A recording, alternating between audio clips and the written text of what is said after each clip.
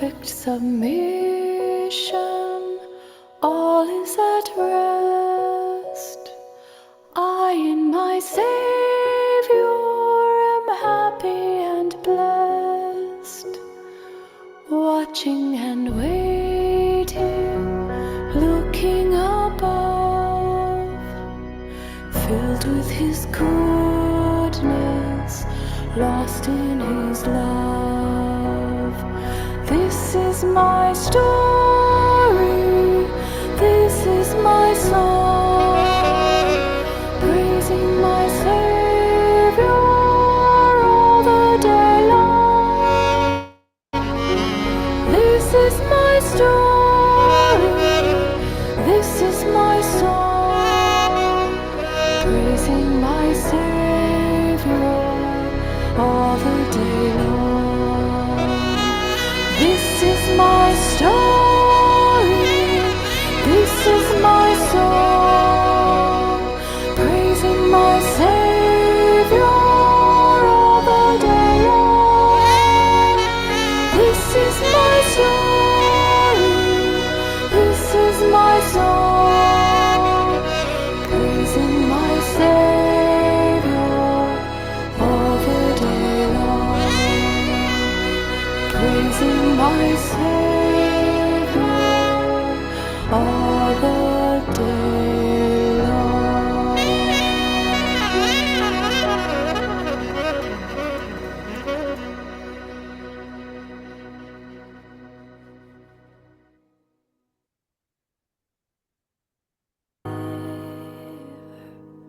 Attendeth my way when sorrows like sea billows roll. Whatever, my Lord, Thou hast taught me to say, it is well.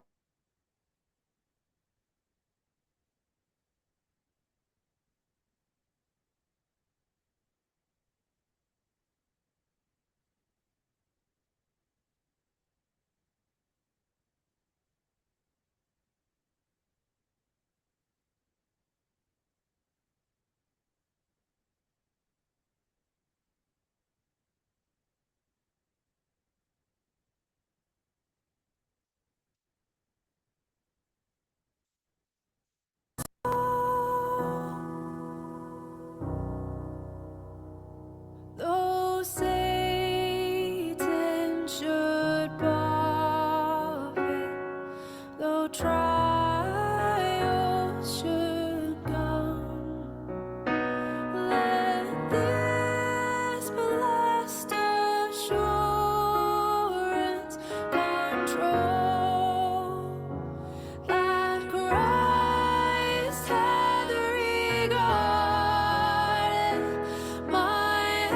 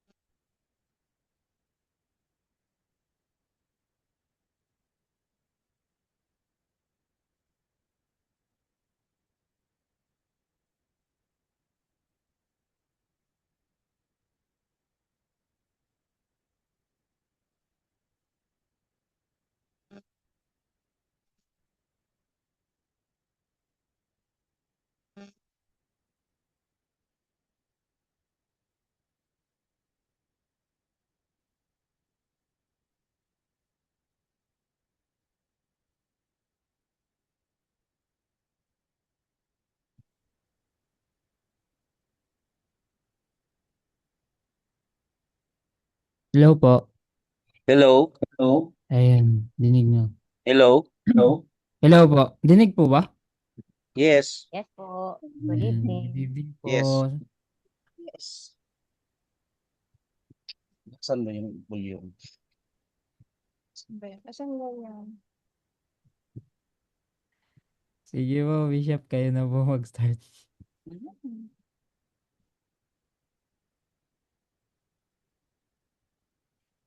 Yung volume.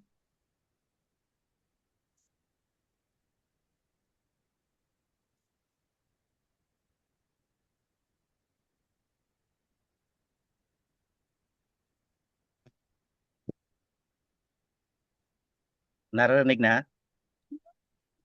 Dinig Yes na po, po, dinig Bishop. po. Okay. Share mo na.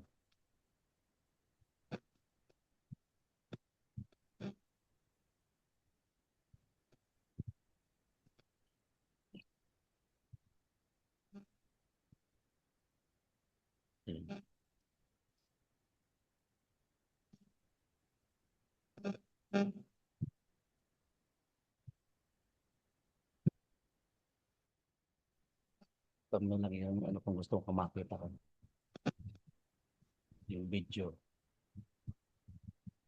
Yan.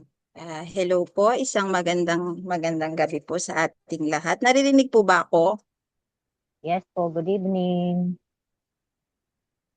Naririnig po ako diyan. Kasi nagka-problema tong aking headset. Tapos pumasok ako dito sa kwarto para hindi marinig yung ingay ng aso. Yes po, dinig po. Ayan. Ay, rinig naman. Na-share ko na ba yung Ayun. So, nakikita po ba yung aking slide? Di pa. Yes po, kita na po. Kita. Okay.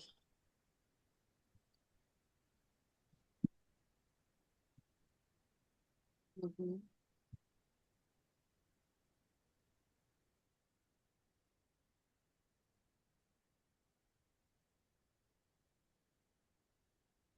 Yan. Nga eh. Medyo nag-ano nga eh.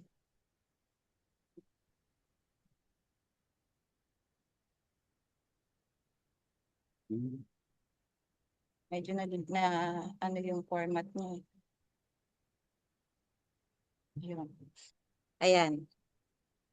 Yun po ang atin pong pagbubulay-bulayan po ngayon ay mula sa Philippians chapter 4 verses 6 to 7.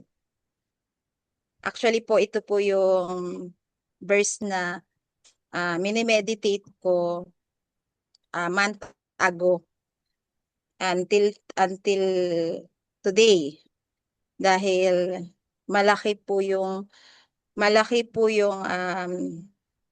impact nito sa akin. So, kaya ito po yung naisip ko na ibigay din pong mensahe sa ating lahat. So, pinamagatan ko yung ating mensahe na from panic to peace and praise. Mula sa pagkataranta tungo sa kapayapaan at papuri.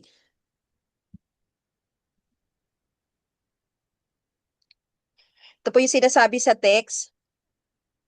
Philippians chapter 4, 6 to 7. Do not be anxious about anything, but in everything by prayer and supplication, with thanksgiving, let your requests be made known to God. And the peace of God, which surpasses all understanding, will guard your hearts and your minds in Christ Jesus. So, hinighlight ko po dito yung peace of God. Because sa ating mundo, meron ding iba't ibang peace na pinagmumulan o kapayapaan. Meron ding kapayapaan na binibigay ang ating mundo. Yan. Sa aking introduction, naranasan na po ba nating magpanik? Yan. Siguro lahat tayo, marahil ang sagot nating lahat ay oo. Wala pong excuse dito pag sinabing panic. Ano-ano yung mga bagay o sitwasyon na nakakapag-trigger sa atin para magpanik o mataranta? Yan. Isa na dito, yung mga dahilan natin ay panik sa kalusugan. Ito po, sa amin po, hindi po bago sa amin to. Meron kami mga health issues. Dumating din po sa point na di ka makatulog sa pag-iisip ano yung magiging mangyayari sa health nyo. At iniisip mo kung napakamahal magpa-doktor ngayon, lalo na kung wala kang health card. So talagang sa halip na gagaling ka, lalong nadadagdagan yung iyong um, karamdaman kapag nakita mo na kung gaano kamahal yung babayaran mo sa doktor o dun sa ospital. Panik sa pamilya. May mga issues tayo sa pamilya, lalo na yung mga broken homes, broken family. Panik sa pera. Ito, damang-dama to ng ating mga kananayan. Pag dumadating na yung ating mga due date, ayan, kilala natin si Judith, yung ating mga bills, mga deadline, yung ating mga loans na nagbibigay talaga ng panic sa iyo pagka dumadating na to. At syempre, panic sa kinabukasan. Uncertainty ng future natin. Ano ba mangyayari sa future ko? Ano ba ang plano ng Diyos sa buhay ko? Saan ba patutungo yung buhay ko? Ilan yan sa mga tanong na ating pinag-iisip-isipan para sa ating security ng ating future, kasama na rin yung security ng buong sambahayan o pamilya natin. Ngayon, sa panahon natin ngayon, nauuso yung mental health. Hindi naman talaga bago tong salitang mental health. Kahit noong mga panahon, nakakaranas na ng mga mental health, kahit pa yung mga lingkod ng Diyos, kahit pa yung mga Bible characters na kilala natin, lalong-lalo na si Jeremiah, si Elijah, at marami pang iba. So, pag nakakaisip tayo ng ganito, mental health, depression, anxiety, ang hirap paglabanan at hindi lang po ito nangyayari sa mga unbeliever. Kahit po sa mga believer nangyayari ito.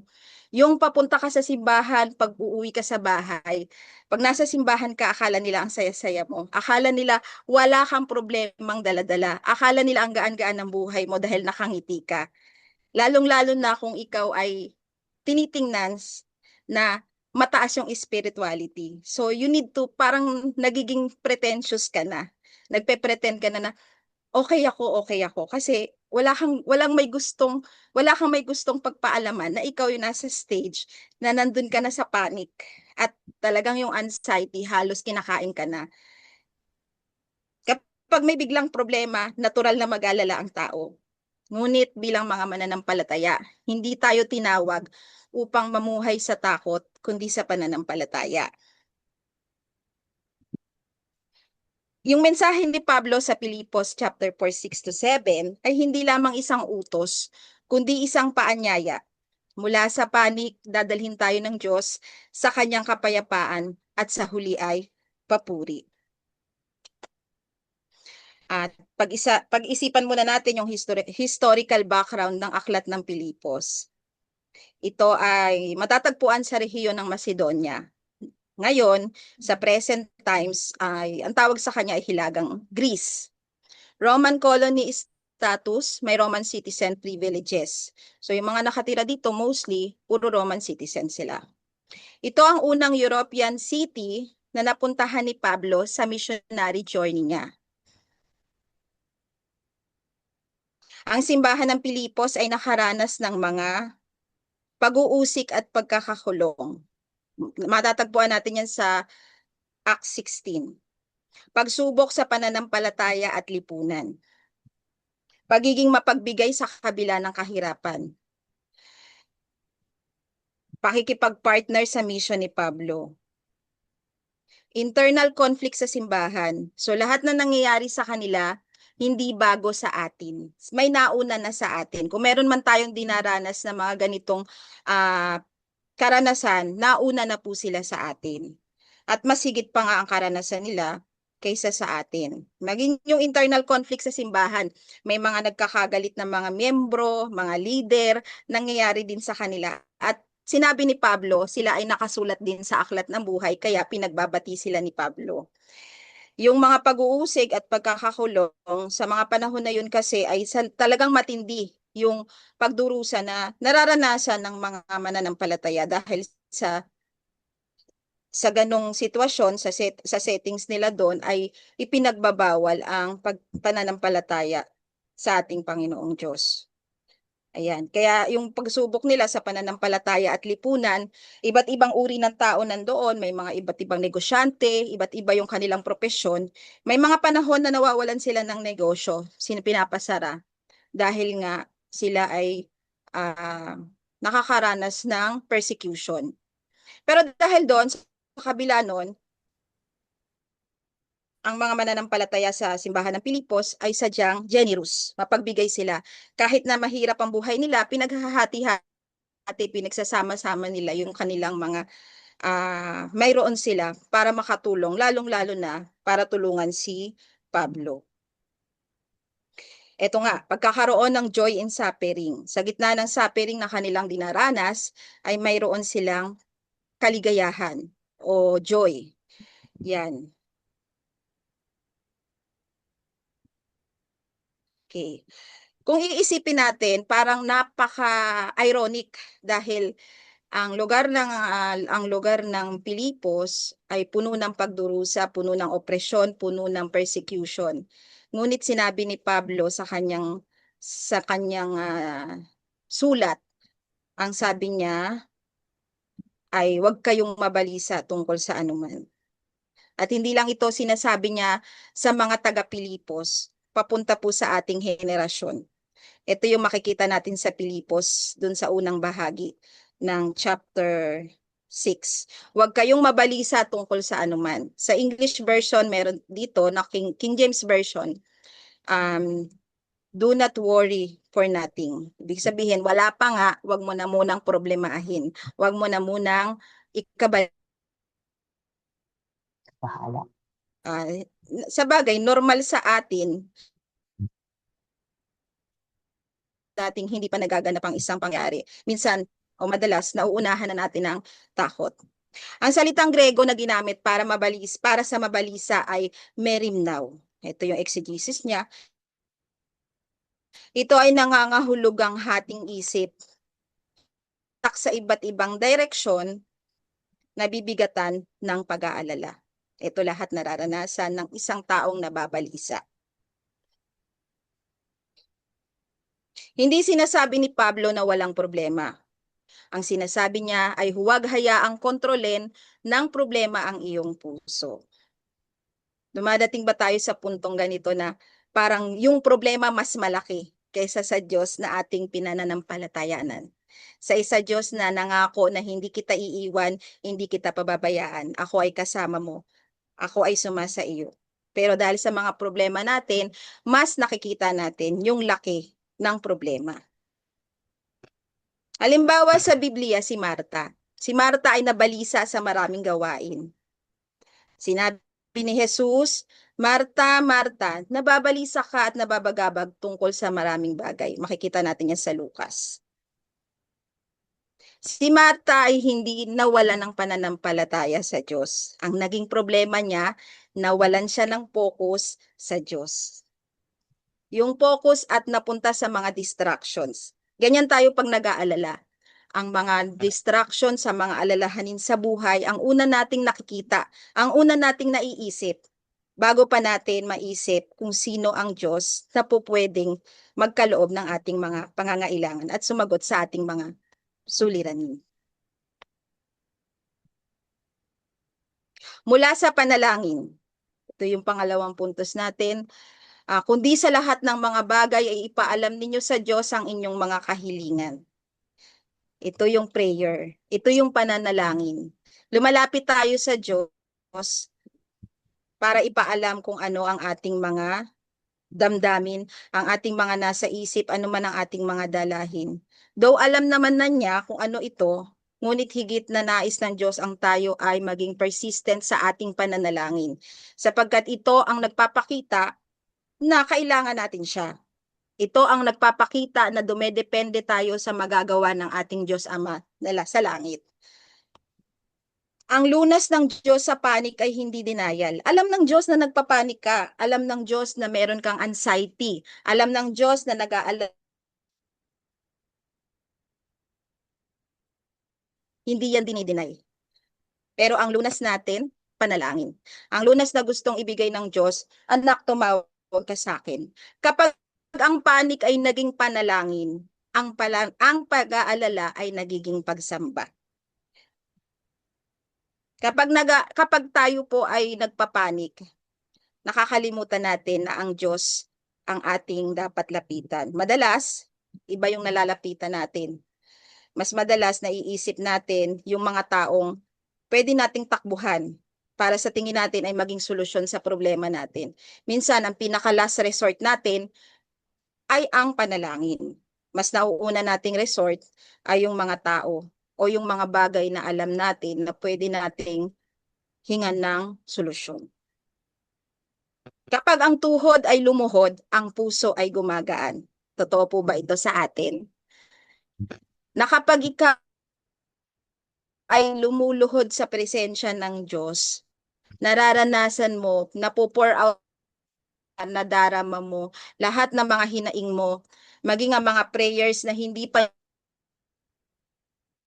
yun, sinasabi mo sa Kanya. Pagkatapos mong lumuhod, pagkatapos mong umiyak sa Kanya, nakadarama ka ng kagaanan ng damdamin. Tungo sa kapayapaan ng Diyos. At ang kapayapaan ng Diyos, understanding. Hindi sinabi ni Pablo na agad mawawala ang problema natin. Ang ipinangako niya ay ang kapayapaan na pinag-iingatan ng Diyos. Ang kapayapaan na maaaring ibigay ng Diyos na mula sa kanyang pagbabantay.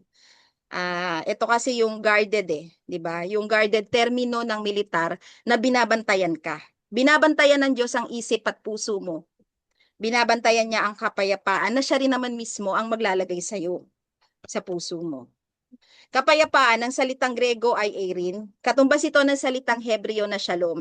Kaya napapansin nyo, madalas ginagamit natin tong panghuli sa mga greetings natin o sa mga sa mga pagbati natin, shalom. Ibig sabihin, ang kapayapaan ay sumaiyo. Binibigay mo sa kanya ang kapayapaan. Gusto mo siyang pagpalain ng kapayapaan. Ang shalom ay hindi lamang kawalan ng gulo. Ito ay kabuuan, kaganapan, kaayusan, kaligtasan, kagalingan ng kaluluwa. Maging ang mundo natin ay nagbibigay ng kapayapaan. Paano natin masasabing ang kapayapaan ay nasa mundo? Kapag may pera, kapag may ari-arian, kapag ikaw ay may status, kapag ikaw ay may posisyon, kapag ikaw ay isang sikat, isang mayaman, yan ang kapayapaan at binibigay ng mundo. Subalit ang kapayapaan na yan ay laging mayroong hangganan o laging mayroong limitasyon.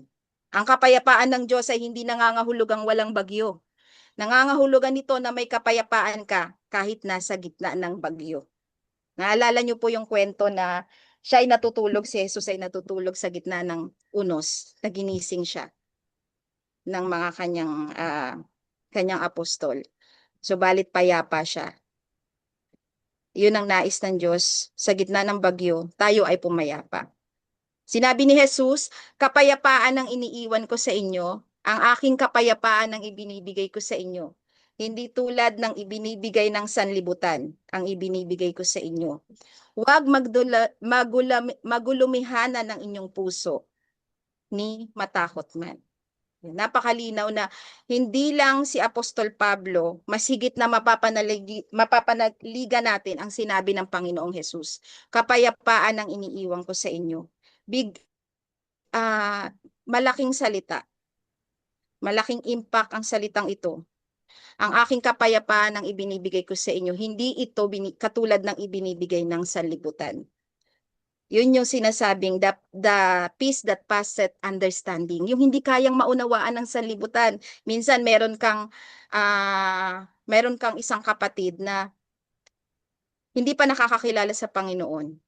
Nagtataka siya, bakit peaceful ka sa buhay kahit na may mga bagay na problema ka, may mga kawalan, may mga kakulangan, pero nakikita niya still payapa ka. Meron kang peace, meron kang joy. At sa gitna ng mga pangyayari, sa gitna ng mga kapanik-panik na pangyayari, nakikita niyang stable ka. Yun yung kapayapaan na hindi kayang ibigay ng mundo. Sa sanlibutan ay mayroon kayong kapighatian, ngunit laksan ninyo ang inyong loob, dinaig ko na ang sanlibutan. Nagpauna na po ang Panginoong Hesus sa sanlibutan, sa kapighatian, nauna na siya, dinaanan na niya bago pa natin dadaanan. At yung dadaanan natin ay maliit na bagay pa lang kumpara sa dinaanan ng ating Panginoong Hesus. Kaya nauunawaan niya. Madalas iniisip natin hindi tayo nauunawaan ng Diyos. Madalas iniisip natin na baka ako lang ang may ganitong kalagayan. Baka ako lang ang naririnig pa ba ako ng Diyos? Pero ang totoo, alam niya ang pinagdadaanan natin.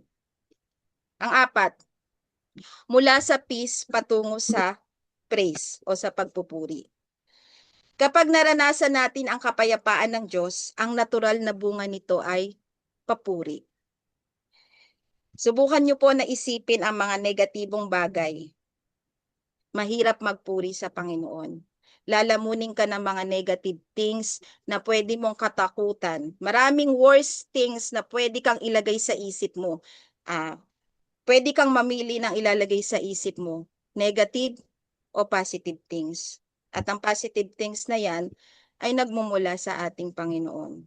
Ang taong dati ay umiiyak sa takot ay umaawit na ngayon sa pananampalataya. Pinapalitan ang pag-iyak mo mula sa takot papunta sa pananampalataya. Halimbawa nito si Pablo at Silas. Habang sila ay nakakulong at natanikala ng maghahating gabi, sina Pablo at Silas ay nanalangin at umaawit ng mga himno sa Diyos. Matatagpuan sa Gawa 16:25. Hindi sila nagpuri dahil maganda ang sitwasyon. Nagpuri sila dahil dakila ang kanilang Diyos. Ito ang kaibahan ng hindi nakakakilala sa Diyos. Sa tunay na Diyos, pwede silang magpuri dahil maganda ang sitwasyon. Pero kung alam mo kung sino ang Diyos na pinanggagalingan ng iyong pagpupuri, kahit sa gitna ng troubles, kahit sa gitna ng mga alalahanin, kahit sa gitna ng panic, stable ka, nakaugat ka, sapagkat alam mo kung sino yung Diyos na pinanggagalingan ng iyong pananampalataya at ng iyong katatagan. Ang pagpupuri din ay nagiging daan upang ang iba ay maniwala sa Diyos na kilala mo. Ito. Yung kanina, yung tinugtog natin na Blessed Assurance, ang sumulat nun ay si Fanny J. Crosby. 1820 to 1915. Sinulat niya ang 8,000 hymns, kabilang na ang Blessed Assurance at To God Be the Glory. Marami siyang sikat na mga awitin na sinulat at ito ay hanggang ngayon ay ginagamit ng mga simbahan. At ito po ay nagpapalakas ng pananampalataya ng maraming Kristiyano. Tingnan natin 1820 to 1915. Patay na siya, matagal na siyang patay. Pero yung kanyang creation through hymns hanggang ngayon ay napakagandang testimony. Hanggang ngayon marami pang mga buhay ang nagiging nadadala sa Panginoon dahil sa kanyang sulat. At ang kanyang history o kanyang story, sabi niya, this is my story. Isang bulag mula pagkabata, mula edad 6 weeks dahil sa maling medical treatment. Kahit bulag siya, madalas niyang sinasabi, I have perfect peace because I trust in God. Alam niyo po, dumating din sa point na iniisip ko ako yung may pinaka-worst na problema, 'di ba? Iniisip natin na parang ang hirap ng pinagdadaanan natin, parang kumbaga ay bakit yung iba ay ganito at ikaw ay ganyan? Parang nakalimutan ka ng Diyos. Pero nung marinig ko to, nung mabasa ko to, yung mga kwento nila, mahilig kasi ako magbasa ng mga story. So, nabasa ko to, sabi ko sa sarili ko, wala pa ako sa kalingkingan ng karanasan na meron siya. Sapagkat hindi siya nakaranas na makakita dahil sa isang pagkakamali. Pero yung pagkabulag niya ang naging daan para mas makita niya kung sino ang pinananampalatayanan niya. At ang pagkabulag niya ay naging daan para maraming kaluluwa ang sumampalataya sa pinananampalatayanan niya. Si Horatio G. Stafford, yung kanina rin po, pinatugtog natin, It is well with my soul. Ito ay isang awit na nagbibigay ng encouragement, nagbibigay ng comfort, lalong-lalo na sa mga nagluluksa o namatayan. At may akda siya ng It is well with my soul. Amerikanong abogado, negosyante at debotong Kristiyano. Napakaganda ng estado ng buhay niya. 1871, namatay sa Chicago Fire ang nag-iisang anak na lalaki. Tapos nawasak at nasunog ang mga negosyo niya. Pagdating ng 1873, namatay naman yung 4 na anak sa pagbangga at paglubog ng barko. At saan papunta yung mga anak niya at asawa niya? Papunta sila para tumulong sa pagmisyon ni D.L. Moody. 'Di ba kung iisipin natin, napakaganda ng kanyang layunin, napakaganda layunin ng pamilya niya para magmisyon. Pero dahil sa isang aksidente, namatay lahat ng 4 na anak. Naubos yung anak niya. At ang tanging natira na lang ay asawa niya. Ang sabi ng asawa niya, ako na lang ang natitira. Ano ang gagawin ko? Sumunod si Horatio dun sa lugar na yon. Pinuntahan yung lugar na pinaglubugan kung saan nalunod yung mga anak niya. At sa mismong lugar na yon kung saan nalunod ang mga anak niya, isinulat niya ang mga salita na nagsimula ng himno. When peace like a river attendeth my way, when sorrows like sea billows roll, it is well with my soul. Mabuti ang kalagayan ng aking kaluluwa. Ang kapayapaang mula sa Diyos ang nag-iingat sa ating kaluluwa. Mahirap sabihin ito nang hindi nauunawaan ang kapayapaang bigay ng Diyos. Paano ka magiging payapa sa isang sitwasyon na napakabigat, sa isang sitwasyon na parang wala ka ng paghuhugutan ng saya at pag-asa? Katulad nila Pablo at Silas, nang mabilanggo sila doon sa kulungan, sa pag-share nila ng salita ng Diyos, pinahirapan sila, sinaktan sila, hinagupit sila. Pagdating sa loob ng kulungan, sila ay nanalangin, sila ay nagpuri, sila ay sumamba sa Diyos. Hindi ka makakasamba sa Diyos, hindi ka makakapagpuri sa Diyos kung walang kapayapaang ibinigay ang Diyos sa iyo. Kapayapaang siya lamang ang naktanging may alam. At ang naging resulta ng papuri nila, ng pananampalataya nila, ng pagsamba nila, may isang jail guard na naligtas. Hindi lang isa, kundi buong sambahayan. Sabi niya, what must I do? Believe in Christ. Believe in Jesus. Ibig sabihin po, yung ating kapayapaan, malaki ang dulot, malaki ang impact nito sa buhay ng iba. Maging sa buhay ng mga hindi pa nananampalataya sa ating Diyos. Nawa makita sa atin yung kapayapaan na yun. At maging ang mga hindi nananampalataya ay maniwala na mayroong tunay na Diyos na nagbibigay ng kapayapaang yun. Mag-iingat sa inyong mga puso at mga pag-iisip kay Kristo Jesus. Hindi tayo ligtas dahil malakas tayo. Ligtas tayo dahil binabantayan tayo ng Diyos. Lahat ng glory balik sa Panginoong Diyos. Hindi natin hawak yung peace na yan, kundi ang Diyos. Subalit kung kulang ka ng karunungan, kung kulang ka ng kapayapaan, humingi ka sa Diyos. Ako yan po yung matagal kong hinihingi. Sabi ko, Lord, bigyan mo ako ng peace. Kasi maraming mga bagay na parang bumugulo sa isipan mo. Maraming mga sitwasyon na parang parang opposite yung nangyayari. Humihiling ka, may mga unanswered prayers ka. Pero sa gitna ng mga unanswered prayers na yon, binigyan tayo ng kapanatagan ng Diyos at kapayapaan na alam niya ang lahat. All-knowing ang Diyos natin at walang bagay na hindi niya nababatid. Meron din siyang dahilan, meron siyang plano, at meron siyang layunin sa bawat isa sa atin. Kaya bilang konklusyon, kapatid, ang Kristiyanong buhay ay hindi kawalan ng problema. Ito ay presensya ni Kristo sa gitna ng problema.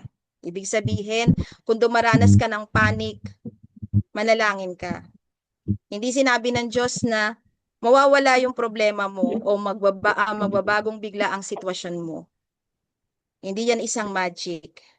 Subalit, ang tanging ipinangako niya sa atin, sa gitna ng lahat ng pinagdadaanan natin, kasama niya tayo. Hindi tayo nag-iisa sa labang yan.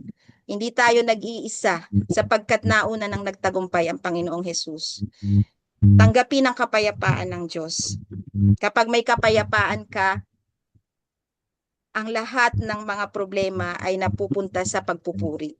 Hayaang dumaloy ang pagpupuri sa iyo, sa iyong labi, sa iyong puso, sa iyong isip. At pagkatapos nito, alam ko na ang pagpupuring iyon ay makakaapekto sa buhay ng iyong pamilya, sa buhay ng mga taong minsan nawawalan ng pag-asa at minsan akala nila wala ng Diyos na pwedeng panaligan. Ayan. Sige po, Pastor Ron. Tanggalin na natin.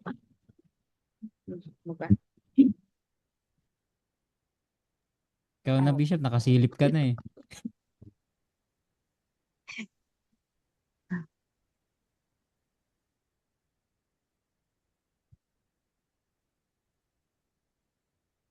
Ayan. Tingin po ulit.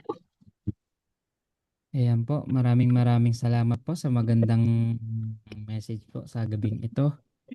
Ay nawa po ay meron po tayong or sabihin na natin ay meron pong umipo sa ating puso sa mga verses na yan po, no?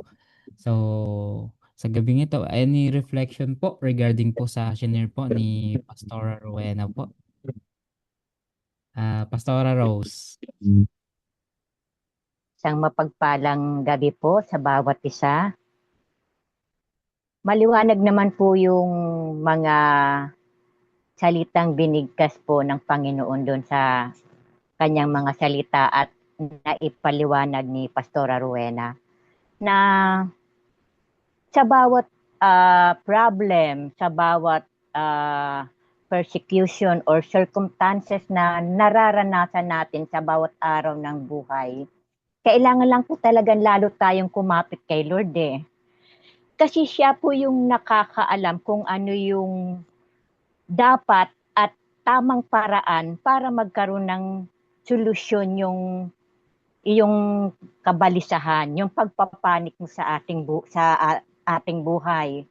At bago tayo kailangan magpanik, napaka-importante po na bago natin isipin yung mga pangyayaring kinagugulumihanan ng ating buhay, kailangan po talaga natin mag-kneel down muna sa Panginoon. Unahin po natin talaga yung prayer.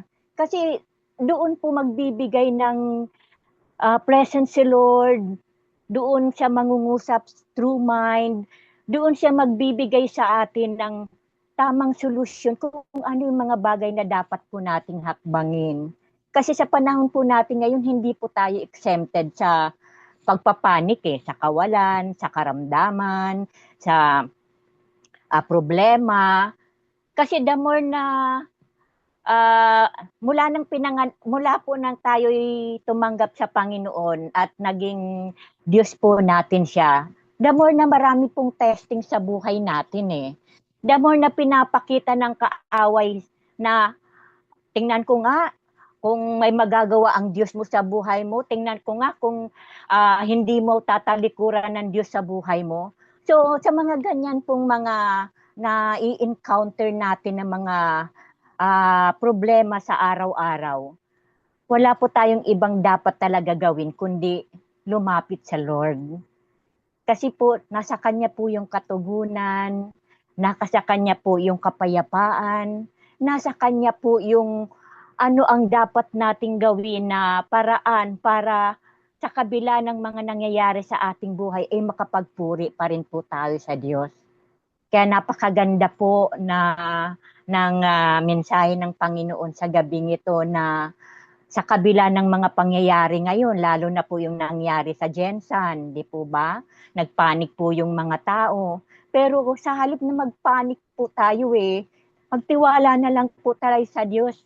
Yun po yung nais ipahayag po sa atin, naisabihin sa atin ng Lord na kapag sa kabila ng pagpapanik mo, sa kabila ng mga kabalisahan mo, mag-kneel down lang tayo sa Panginoon. Sa Kanya lang po natin ituon yung ating puso't isipan at siya po yung gagawa at magbibigay ng kapayapaan po sa ating buhay. Yun po yung pinakasusi po na dapat nating gawin sa kabila ng kabalisahan.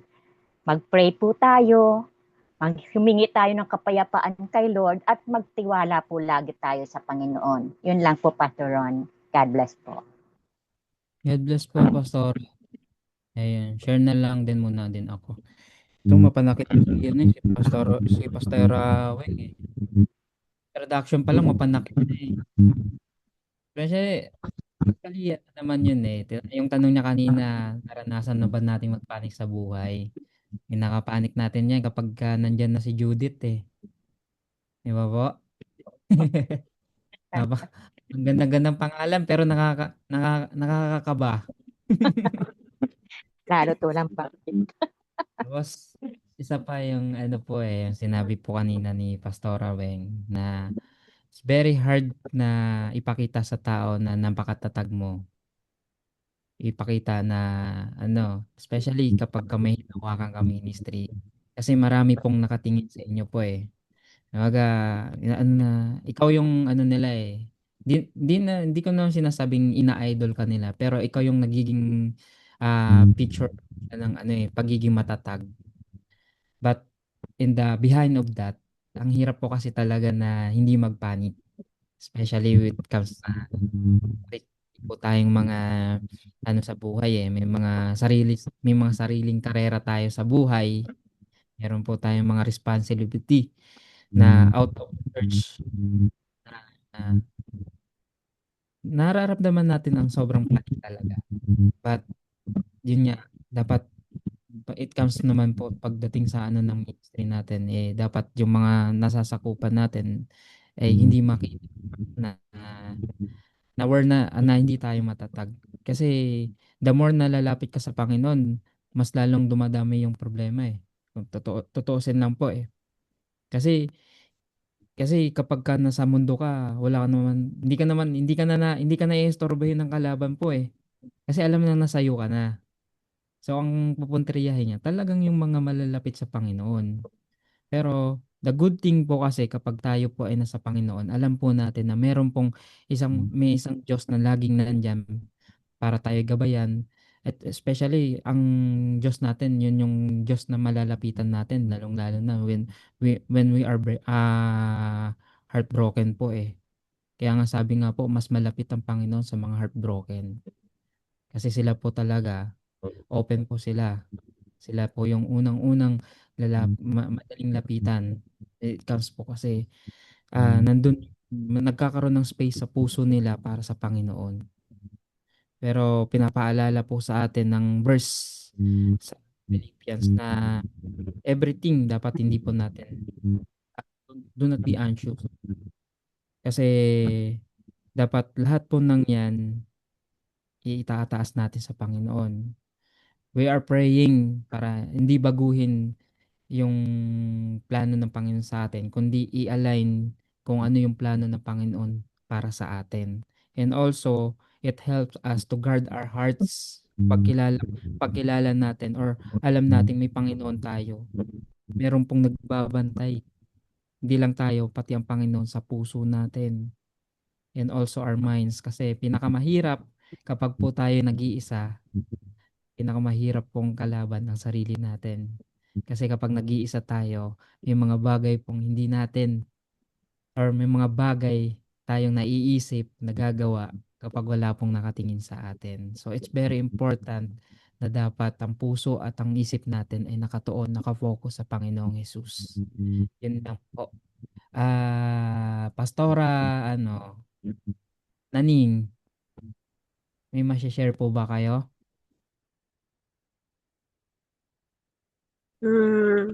Maliwanag naman kasi talagang yun ang dinadanas eh. Lalo't ng mga nanay, sabi nga ni Ate Wing, ay, lalo na sa panahon natin sa ngayon, talagang yun ang mga bagay na problem. Pero thanks God kasi sabi nga yung kapayapaan ang ibinibigay ng Lord sa atin. Salamat sa mensaheng yun kasi sabi nga kahit nga mga lingkod ng Diyos, may mga kabigatan pa rin sa puso. Talagang, ang sarap pakinggan kanina. Masarap na ko kasi talagang yung mga problema sa buhay na dinadanas namin. At hindi lang ako dumadanas ng lahat ng tao. Pero at least nandun po yung blessing na makarinig ka ng ganong mensahe na talagang naunawaan. Talagang ang sarap pakinggan. Thanks. Nagpapasalamat ako sa Panginoon sa binibigay niyang mga tao na nagpapalakas ng loob sa akin, sa ating lahat. Mga kapatid ko, nagbibigay ng lakas ng kalooban ko. Yun, thanks. Mapapayak tuloy ako eh. At ngayon nga sa inano ni Ate Wing na mensahe, salamat sa Panginoon. Sa Diyos ako Pastora palagi Naning, Pastora Naning, hindi yan yung mensahe ko na bago kagabi, yung mensahe ko. Kasi may nag-message Kaya- kagabi na isang estudyante, bagong enroll, taga Jensan, sila yung nalindol. Oo. Pagkatapos, yung buong simbahan Oo. nila nasira. Kaya sabi niya sa akin, Ma'am, Oo. pakisama po ako sa prayer ninyo, nasira po yung church namin. Kaya doon na lang po kami sa bahay mag-gather ng church muna. Oo. So, kaya nabago yung mensahe ko po. Pero sir, ang galing kasi talaga ng Panginoon. Kaya sabi ko nga sa mga, di ba, nangyari nga sa mga nalindol. Napanood ko nga rin yun, tas dito sa amin, may mga nasunugan, dito sa Alayaw. Iningatan ng Panginoon yung kapatiran dito namin na katabi na lang, hindi na abot yung bahay nila, isang bahay na lang. Kaya nandun yung tapos yung mga liglig na mga problema, nandun po yung blessing ng Lord na kahit nakikita ko yung talaga na nandun po yung kapayapaan ng Panginoon sa atin sa mga problema sa panahon ngayon. Kaya napapayak man ako sa kagalakan kasi yung kalakasan ng loob at mga problema nandun po yung blessing ng Lord na nararamdaman natin spiritually. At hindi lang spiritually sa ating buhay, mentally. Kaya salamat sa Panginoon na binigyan ako ng narinig, nakasama ako ngayon sa prayer meeting. Salamat sa Panginoon. Yun lang po. Amen. Ate Hazel, baka meron kang i-share. Sobrang ganda po naman. Ang shinare ni Sister. Napaka-on point po ng mga sinabi niya. At parang tagos na tagos po talaga. Ayun po. Thank you po. Ayan. Ate Jen, ikaw po. Purihin po ang Panginoon. Maganda po yung pinahagi ni Pastora Wing. Talagang yung binigay sa atin na Lord ng reminder ng bawat isa. Totoo po yung tanong niya kanina na nakaranas na ba tayo ng pagpapanik sa buhay, pag-worry, pag-aalala natin. Ako po dati nakaranas po ako. Alam niyo naman po yun yung dalawang problema na dumating sa family ko. Wala po akong ginawa kundi umiyak, manalangin, magtiwala sa Panginoon na ang Diyos lamang yung makakatulong sa atin. Siya lamang yung solusyon sa lahat ng mga trials, problema. At salamat din po sa mga prayers na binibigay sa aming family na maging malakas, na maging matatag. Totoo po yun na sabi nga po binasa ni Pastora, huwag kayong mabalisa tungkol sa anumang mga bagay. Sa halip, hilingin nyo na sa Diyos lahat ng inyong kailangan sa pamamagitan ng pagpasalamat at panalangin. Yun nga po na ako po noon si Jay, pag nag-worry siya, lagi pong sinasabi manalangin tayo, magtiwala tayo sa Panginoon. Yung ko po talaga nakitaan, Lord, na pag may pagsubok tayo, lalo tayong lumapit, lalo tayong manalangin, lalo tayong magtiwala dahil ang Diyos po ang magre-rescue ng bawat sa atin, ang hindi tayo pababayaan, hindi tayo iiwan ng Panginoon. Yung ko talaga nakita na totoo ang Diyos. Tapat ang Diyos sa buhay nating lahat. Yung nangyari sa buhay ko. Talagang hindi ako magsasabi ko, Lord, hindi ako magsasawang, may nakayak naman. Hindi ako magsasawang magpasalamat, mag-testimony sa kabutihan na ginawa mo sa family namin. Tapos po, yun nga po na papasalamat ako sa Lord dahil yung joy and peace na nararanasan natin, ang Diyos lamang po ang nakakapagbigay sa puso natin. Kaya nga sabi ko, gusto ko magsimba lagi sa araw ng linggo, kahit na minsan inuusig ka na sa trabaho or inaaway ka na ng presidente mo, simba ka ng simba. Yun lang sinasabi ko, panata ko na po yung sa buhay ko na laging pagsisimba.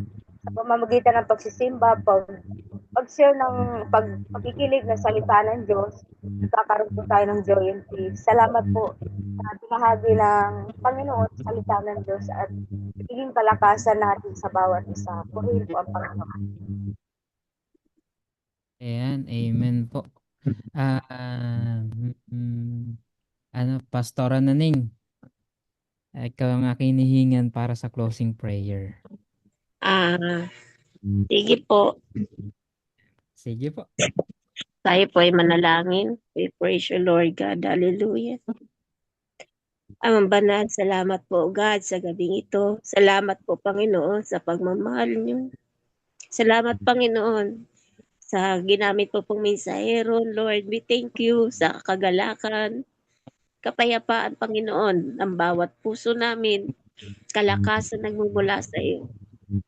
Lord, we thank you, Panginoon, sapagkat nariyan ka. Salamat, Panginoon, sapagkat dahil sa iyo, binibigyan mo kami, Lord, ng lakas at katatagan sa buhat ng mundong ito. Lord, nakikita mo, Panginoon, ang gabing ito. Nakikita mo, Panginoon, ang mga nangyayari sa mundo. Nakikita mo, Panginoon, at alam mo, Panginoon, at ikasulat mo po sa iyong salita, Ama, na mangyayari ito. Pero hindi pa po ito ang wakas. Kaya nagtitiwala kami, Panginoon, sa mga sakuna, mga lindol, mga trahedya sa mundo. Ang mga anak mo ay iingatan mo. Lord, lalo na po, Ama, ang mga nangyari, Lord, sa ginsan, sa mga Christian, Panginoon, na nagtitiwala sa iyo sa lugar na yon. Nawalan man po sila ng templo, Panginoon, para pag-ipunan, Lord, para sa iyo. Pero hindi mo, Panginoon, inalis sa kanila ang pananampalataya. At patuloy, Panginoon, na sila, Lord, ay iyo pong ingatan, gabayan, O Diyos. Pagpalain mo, Panginoon, ang kanilang buhay, O Diyos, na nawa, O God, ang sponsor, Lord, ay maitayong muli ang templo, Lord, na nawasak. Pero ang tahanan mo, Panginoon, sa buhay nila, huwag mo po hayaan, Lord, mawasak. Patuloy mo silang patatagin. Patuloy mo silang proteksyonan. Lalo na po ang lingkod mo, Lord, na nagtitiwala sa iyo sa lugar na yon. Ingatan mo po siya. Gabayan mo, Panginoon, siya upang patuloy niya, Panginoon, mahawakan, Lord, ang iyong mga anak, Lord, maalagaan, Panginoon, ang iyong mga tupa sa lugar na yon sa ginsan. Lord, we thank you, Lord, sa mensahe, Lord, na at ikaw, Panginoon, ang aming lakas. Ikaw ang aming kanlungan at patuloy na saklolo, Panginoon, sa mga oras ng kagipitan, lalo na sa mga panahon ngayon, Lord. Ama, tinataas ko po sa iyo ang prayer meeting na to online. Nakikita mo po sa bawat tahanan ang mga bagay, O Diyos, na problema, mga bagay, Panginoon, na kabigatan sa aming mga isipan. Abutin mo, Panginoon, ang bawat tahanan, Panginoon, sa gabing ito. ng nasa online prayer meeting, O God. I pray, Panginoon, kay Pastora Rose Castillo, Panginoon, patuloy ka pong kumilos sa kanyang buhay. Patuloy ka, Panginoon, magbigay ng katatagan, Ama, bilang isang single mother, O Diyos, na nagtitiwala sa iyo. Patuloy mo po siyang gabayan sa kanyang spiritual life, sa kanyang physical life, sa kanyang mga anak, Ama. Kayo, Panginoon, ang lakas nila. Huwag mo po silang pabayaan. Ganon din, Panginoon, kay Sister Jeneline Cortesa sa kanyang asawa, sa kanyang tahanan, O God. Abutin mo, Panginoon, ang kanyang mga pangailangan. Abutin mo, Panginoon, ang kanyang spiritual life, Lord, na patuloy, Ama, ng kanilang mga pangailangan sa buhay, O Diyos, ay mapagpala mo. Lalo na po ang asawa niya, O God, na patuloy, O Lord, ng maintenance ay ma-provide, Lord. At patuloy, O Diyos, na kalakasan, Ama, ng kanyang physical, God, ay patuloy, O Diyos, lumago at magumaling siya. Ganon din po ang kanyang anak na si Gio, Lord. Ingatan mo sila sa kanilang pagtatrabaho. Ingatan mo po ang kanilang mga buhay. Ingatan mo ang kanilang spiritual life. At patuloy mo po silang patatagin. Ano man mga pagsubok, trahedya, O God, ay ikaw pa rin po, Panginoon, ang maitaas. God, ganon din po kina Hazel, O Diyos, kina Ivan. Ingatan mo po ang mag-asawang ito at kayo ang patuloy kumilos sa kanila. Patuloy mo pong pagpalain, Ama, ang mag-asawang ito sa buhay nila, O Diyos. Ikaw ang patuloy, Lord, nilang tawagan, lalo na po ang kanyang asawang nasa ibang bansa. Ingatan mo po siya, Ama. Pagpalain mo po, Lord, ang kanyang spiritual life. Lord, kayo, Panginoon, ang kumilos sa kanyang buhay. Patuloy mo siyang ingatan, proteksyonan. God, salamat din po sa buhay nila Pastor Ron, O God, at Joy. Francisco, kayo po patuloy kumilos sa mag-asawang ito.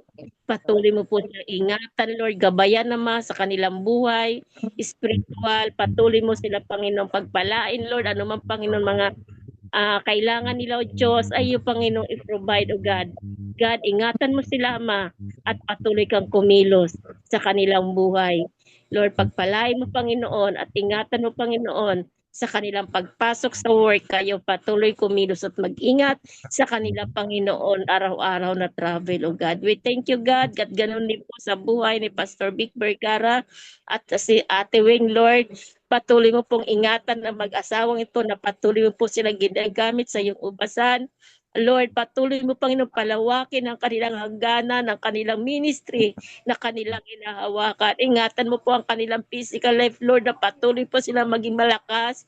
Patuloy po sila, Panginoon, lumago at lumakas, Panginoon, gumaling, Panginoon, sa kanilang mga nararamdamang physical.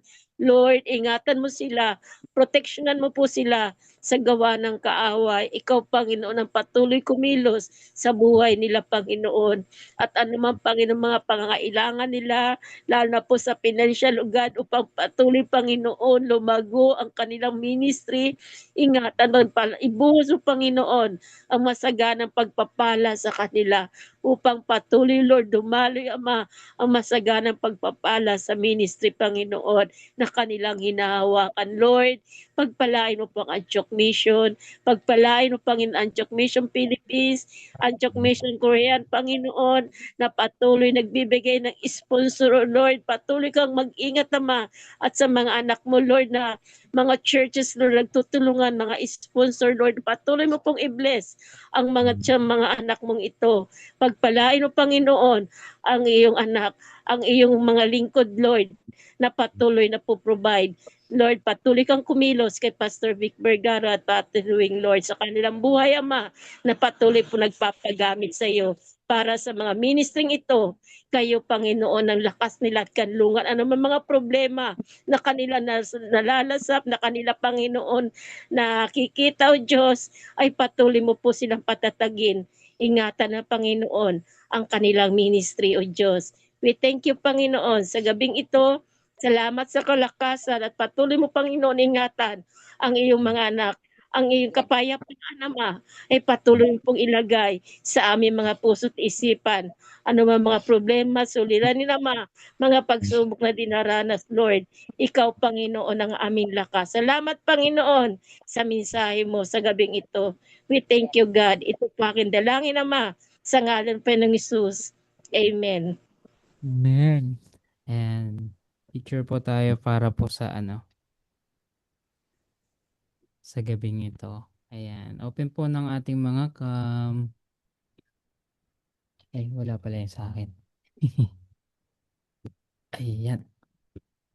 Ano po. Pa-open po. Wait. Ayan. Ayan. Sige. Smile po. 1, 2, 3. No, ayaw. Lo, ayaw sa akin. Sino pwede? Anyari, ayaw na sa akin. Gana lang, Bishop. Kaya mo ba? Ayaw. Wait lang po. Ayaw sa akin. Isa pa po. Wait lang. Baka ngayon pwede na. 1, 2, 3. Smile po. Yan. Okay na po. Yeah. Kala ko ayaw pa eh. Good night to Okay. everyone. Oh, God bless us all. God bless